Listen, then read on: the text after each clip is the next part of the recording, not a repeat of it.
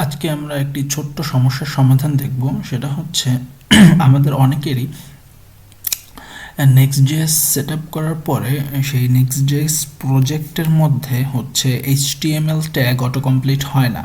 তো সেই সমস্যাটির সমাধান কিভাবে করা যায় আমরা আজকে সেটা দেখব। আমি আমার VS কোড ওপেন করে নিচ্ছি। এখানে যদি আমি এখন আমার এখানে একটি Next.js সেট আপ করা আছে। তো এখন আমি যদি এইখানে div লিখি এবং এটা এন্টার দিলে অটো কমপ্লিট হচ্ছে না, কিন্তু নর্মালি আমরা হচ্ছে এইরকম div অথবা li ট্যাগগুলো লিখলে সেটা এন্টার দিলে অটো কমপ্লিট হয়ে যেত। এখন সেটা হচ্ছে না Next.js সেটআপ দেওয়ার পরে আমার। তো এইরকম এই প্রবলেমটা আরও অনেকেরই হয়। তো এই প্রবলেমটা কিভাবে সলভ করা যায় আমরা সেটাই দেখব।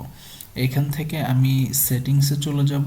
সেটিংস থেকে সেটিংস থেকে আমরা এখানে ওয়ার্ক স্পেসে চলে যাব।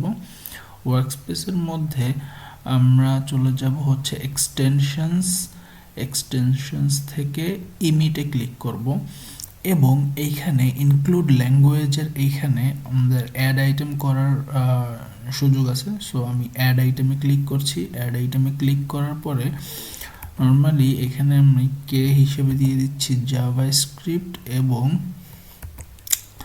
এর ভ্যালু দিয়ে দিচ্ছি হচ্ছে জাভাস্ক্রিপ্ট রিয়্যাক্ট এবং এটা ওকে ক্লিক করছি।